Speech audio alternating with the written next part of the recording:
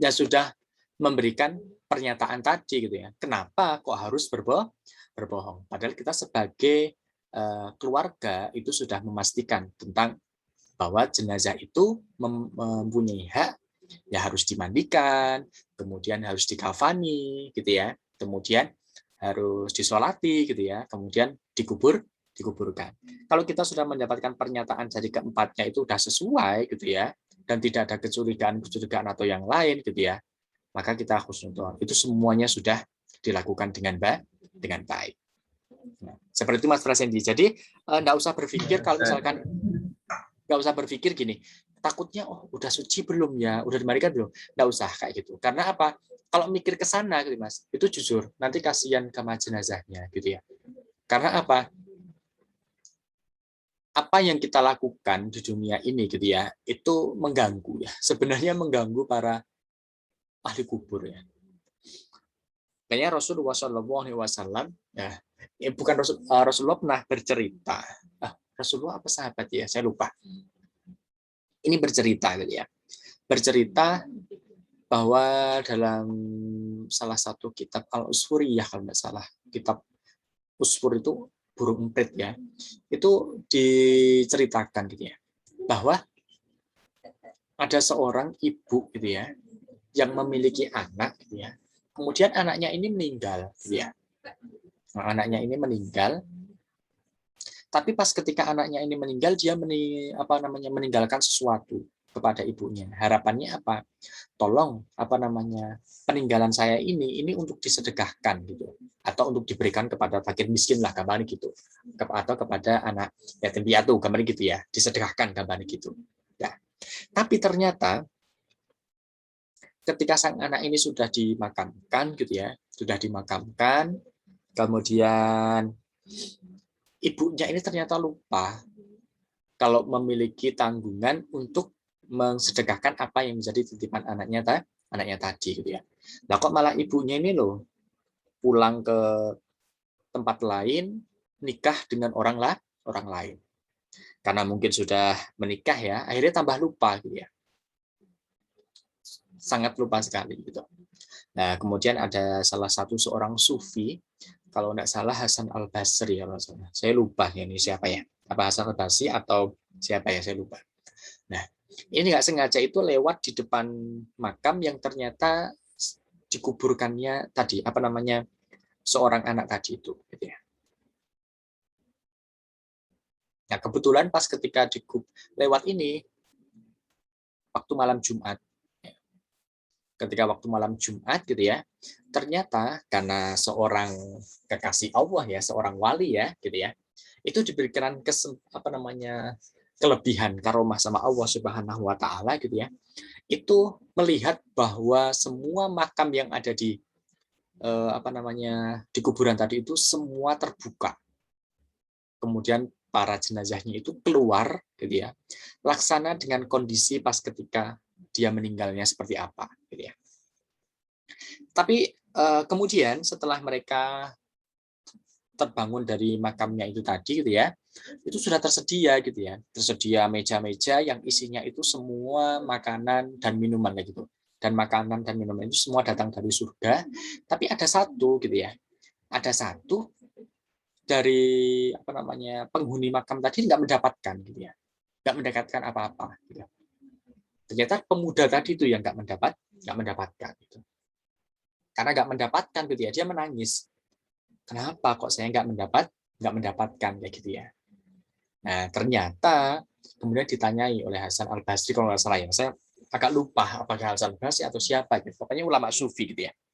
Kemudian bertanya, kenapa kamu kok seperti ini gitu ya. Kemudian pemuda tadi memberitahu kepada salah satu sufi ini gitu ya, kepada sufi ini, iya saya itu dulu waktu melakukan perjalanan sama ibu saya untuk melakukan ziarah kalau nggak salah, ziarah atau ibadah haji gitu ya, saya kok yang lupa ya, itu cerita udah lama sih gitu. Ternyata pas ketika di pertengah jalan gitu ya, saya meninggal gitu.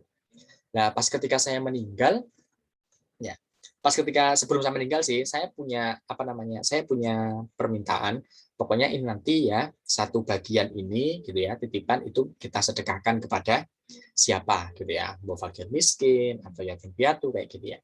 Nah, tapi sebelum saya mensedekahkan gitu ya, ternyata saya sudah meninggal duluan gitu. Dan itu gitu ya, apa namanya, ibunya tahu kalau misalkan nanti bagian ini harus kita sedekahkan. Nah, ketika prosesnya gitu ya, loh emang di mana ibunya? Oh, ibu saya sudah kembali ke tempat saya asalnya. Tapi ibu saya sudah menikah dengan orang lain. Dan ibu saya lupa gitu ya, tidak mensedekahkan tersebut gitu. Nah, saya boleh minta tolong ya gitu ya. Pemuda tadi boleh minta tolong cari ibu saya namanya ini gitu ya, di tempat ini gitu ya. Kemudian untuk memberikan sedekah apa yang menjadi barang tinggalan tadi ketika sudah direncanakan untuk disedekahkan. Gitu. Nah, kemudian seorang sufi ini menemui ibunya. Apa betul kamu punya anak dulu yang meninggal, kemudian kamu makamkan di tempat di mana anak itu meninggal? Iya, gitu. Emang kenapa gitu? Apakah ada sesuatu yang pernah menjadi hal atau janji kemarin gitu ya, yang harus dilakukan oleh anak itu gitu ya, tapi malah tidak dilakukan gitu? Apa ya? Ibu nggak ingat sama sekali. Gitu. Kemudian seorang sufi ini menyampaikan, masih ingat enggak ada barang yang menjadi titipan dan yang itu harus disedekahkan? Baru ibunya teringat. Ya, betul. Itu sekitar 10 tahun yang lalu. Katanya gitu. Sekitar 10 tahun yang lalu, kemudian dicari, barangnya masih ketemu, dan langsung disedekahkan. Nah, setelah disedekahkan, selesai, artinya apa yang jadi titipan sudah diberikan ya. Kemudian sufi ini kembali gitu ya, melihat apa yang terjadi gitu ya. Apa yang terjadi pada malam Kamis selanjutnya melewati makam itu gitu ya, dan dilihat pemuda tadi sudah mendapatkan meja yang terbuat dari emas dengan pakaian yang putih bersih gitu ya, dan mendapatkan makanan dan minuman dari surga. Nah, kita juga nggak bisa maknai ya bahwa makanan itu apakah bentuknya roti atau apa, kita juga nggak bisa ya, karena itu apa namanya, pokoknya dibilangnya itu adalah dari bentuk makanan bagi mereka kayak gitu. Nah, ternyata dari sini gitu ya, ini memberikan gambaran gitu ya, apa yang dilakukan oleh keluarga kita gitu ya, atau sanak keluarga itu ternyata bisa memberikan pengaruh kepada saudara-saudara kita gitu ya, yang sudah meninggal. Artinya apa? Jangan sampai gitu ya. Jangan sampai perilaku kita gitu itu malah membuat susah orang-orang yang sudah meninggal atau keluarga kita yang sudah meninggal. Karena pastinya gitu ya. Karena orang yang sudah meninggal itu diberikan apa namanya? Kekuasaan oleh Allah Subhanahu wa taala karena sudah menjadi, karena ruh ya gitu ya. Ruhnya itu diberikan kesempatan bisa menyaksikan siapapun keluarga kita gitu. Nah, kalau misalkan keluarganya melakukan sesuatu yang baik gitu ya, pasti kita juga akan bahagia gitu ya. Tapi kalau melakukan sesuatu yang jelek gitu ya, pasti akan mengganggu mereka yang berada di alam kubur tadi itu. Nah, jadi kalau misalkan ada keluarga kita gitu ya, mohon maaf, yang sudah dipanggil oleh Allah Subhanahu wa taala, ya jangan kita memberikan beban bagi mereka. Artinya bagi mereka kita jangan punya rasa ketakutan yang mendalam ya, artinya wah gimana ya kayak gitu, seperti nggak usah. Artinya nggak usah ke sana, kita positif aja gitu ya. Ya kita doakan gitu ya. Artinya apa? Ketika melihat kita gitu ya, karena kita nggak bisa melihat orang yang sudah meninggal ya, karena kita banyak maksiatnya gitu ya. Tapi kalau kita diberikan kesempatan bisa melihat gitu ya, Masya Allah ya, berarti memang terbuka hatinya antum semuanya. Nah, ini hanya cerita saja. Cerita yang bisa saya sambungkan dari Mas Frasendi tadi ya, bahwa apa yang sudah dilakukan tadi ketika kondisi ada keluarga kita yang sudah tidak ada dengan kondisi seperti ini gitu ya, kalau kita sudah jelas mendapatkan suatu pernyataan yang sesuai gitu ya, kita yakin aja, nggak usah ada keraguan gitu. Artinya apa? Biar kita mantep gitu ya. Kalau kita sudah mantep, maka yang dilakukan untuk selebihnya kita nggak punya kepikiran yang aneh-aneh kayak gitu. Jadi setelah kita bisa fokus untuk mendoakan. Jadi nggak ada pikiran untuk sampai apa namanya lagi atau yang seperti apa kayak gitu. Tapi gitu ya, keluarga itu punya hak ya, sebenarnya punya hak gitu ya, punya hak untuk kalau misalkan ada rasa keraguan gitu ya, kemudian kalau misalkan mau membongkar gitu ya, tapi harus diperhatikan, membongkar itu juga tidak boleh serta-merta dibongkar gitu ya, tanpa gitu ya, ada suatu syarat tertentu. Misalkan dulu pernah juga ada kejadian meninggal dinyatakan COVID gitu ya, tapi ternyata sudah dijalankan gitu ya sesuai dengan prokes yang ada gitu ya, sudah dijalankan dengan prokes yang ada, sudah dimakamkan, lah kok surat surat yang menyatakan dia COVID itu ternyata nggak COVID, ternyata negatif gitu ya. Nah, karena negatif gitu ya, akhirnya keluarga ini bingung gitu ya. Kalau misalkan negatif, akhirnya keluarga ini pingin memuliakan jenazah itu tadi gitu ya. Akhirnya dibongkar lagi gitu ya, dibongkar lagi, ternyata menemukan kondisinya gitu ya, ternyata jenazahnya ini tidak menghadap ke kiblat ya, karena kita tahu sendiri ya, kalau misalkan dimakamkan dengan peti itu kan, kalau dengan kondisi seperti itu kan langsung diturunkan ya, padahal kan harapannya kalau dimakamkan ketika sudah masuk di liang lahat itu kan berarti harus menghadap ke kiblat. Nah, itu bisa kita lakukan gitu ya. Kalau misalkan ada suatu kondisi yang memungkinkan, artinya memungkinkan kita harus mengecek lagi, boleh. Tapi kalau misalkan sudah tidak ada mungkin untuk mengecek gitu ya, ya kita husnudon. Kita harus yakin bahwa itu sudah dilakukan sesuai dengan protokol kesehatan, dilakukan dengan apa yang sudah dimaklumatkan oleh Majelis Ulama yang ada di Indonesia gitu ya. Artinya apa? Kita mengikuti aja itu ya. Artinya kalau misalkan ada kesalahan itu bukan menjadi kita yang salah gitu. Karena apa? Kita sudah menjalankan apa yang sudah dituntunkan kayak gitu. Seperti itu Mas Prasendi. Ya Ustaz. Terima kasih Ustaz. Pokoknya selalu mendoakan beliau ya. Gitu. Ada lagi yang ingin bertanya, monggo.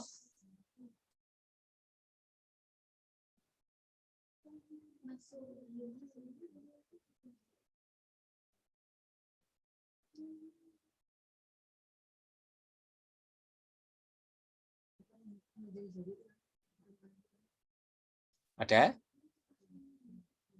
Atau cukup? Atau seperti apa? Kalau memang sudah tidak ada pertanyaan, kalau misalkan sudah cukup, tidak masalah. Oh, Mas Miladi mau bertanya? Oh, sementara mboten. Tak kira tadi ada suara mau bertanya. Kalau misalkan tidak ada yang bertanya, mungkin saya cukupkan sekian untuk hari ini. Semoga apa yang kita pelajari pada malam ini gitu ya, itu semata-mata kita mengharapkan ridha Allah dan kita akan dijadikan orang-orang yang betul-betul bisa menuntut ilmu dengan baik. Artinya dengan baik itu manfaat barokah fitini hatal akhirah kayak gitu ya. Nah, sebelumnya nanti sebelum saya tutup, saya nanti minta tolong untuk on cam sebentar aja yang bisa gitu ya. Kemudian saya mau capture aja karena harus menjadi laporan saya. Tapi saya tutup dengan doa dulu ya. Al-Fatihah.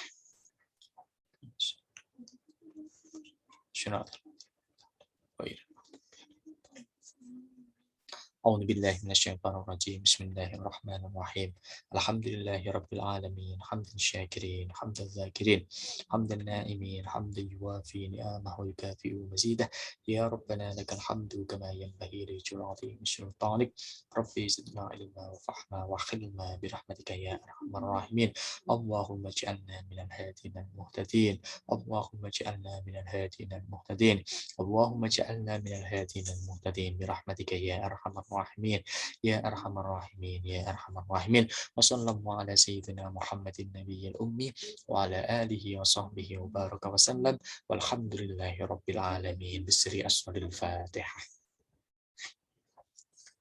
شراط الذين Amin. Saya minta untuk on cam sebentar aja, saya print screen untuk menjadi laporan kegiatan malam hari ini. Oke. Wah, ganteng kabeh ya ternyata ya. Kata nggak ganteng piye ya, cowok kabeh ya. Oke. Ngadap kamera. Wahid, isnin, thalatha. Oke. Syukran jazilan ala husni ihtimamikum. Wassalamualaikum warahmatullahi wabarakatuh. Waalaikumsalam warahmatullahi wabarakatuh. Syukran Waalaikumsalam katsiran warahmatullahi Ustaz. wabarakatuh. Ustaz. Syukran.